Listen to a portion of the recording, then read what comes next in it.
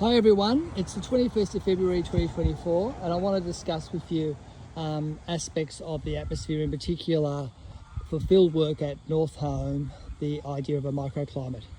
It's useful for all year groups, but in particular Earth and Environmental Change in Year 10 and Earth Natural Systems Atmospheric Processes in Year 11, the new syllabus for 2024. This little section here we call Site 1, and this location looks at the microclimate in the southeastern corner of the school oval that's here. I've got a nice breeze that's on my face as I turn around here to have a look, so you can see what we're doing. Now, what I do with the students, I want you to think about is to break it down into sections.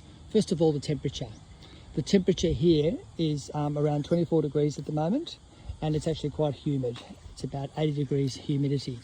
The other thing to note, I think when this video started, if not the sun's just gone away, that there's shade appearing. Here we go, the sun's coming out, perfect timing. You can see the trees are providing shade for people and habitats underneath them. So that gives you another component. In terms of moisture in this microclimate, this area is very high up on the plateau of the Winnemata Shales, of the Hawkesbury Sandstone area, and it's about 218 metres above sea level. And as such, it's sandstone and it drains really well, and there's not much moisture hanging around, though recently there's been a fair bit of rain. So that's that aspect of this part of it.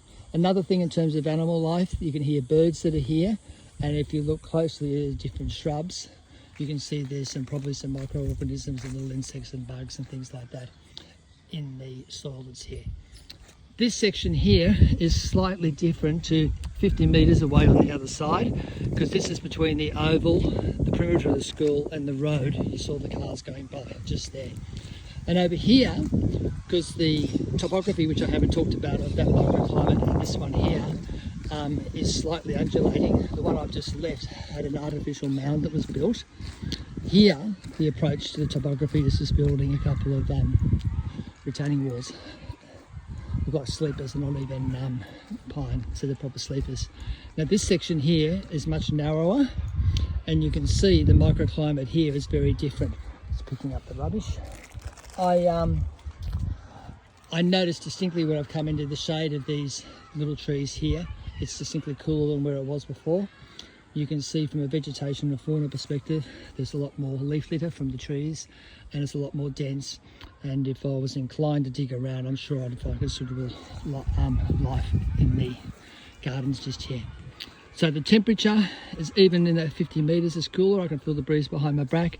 There's a sense there's a bit more moisture here because of the dense coverage and cover over it.